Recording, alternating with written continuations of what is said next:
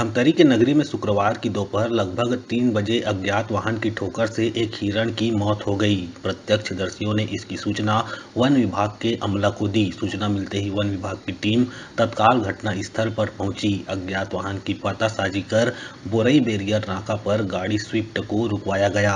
Car सवारों से पूछताछ करने पर उन्होंने बताया कि शादी के लिए अपनी स्विफ्ट गाड़ी में केसकाल की तरफ जा रहे थे। तभी अधा मांझी मंदिर के पास हिरण के झुंड से एक हिरण अचानक स्विफ्ट कार के सामने आ गया और कार से टकरा गया, जिसकी मौके पर ही मृत्यु हो गई। वन विभाग की टीम ने हिरण के शव को बिरना सिल्ली बैरियर भेजा।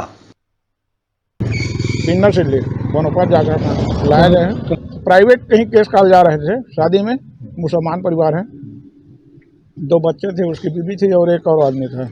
ये अपना आधा मांझी बोलते हैं, आधा मांझी मंदिर के पास में हुआ है घटना। हिरण के शव को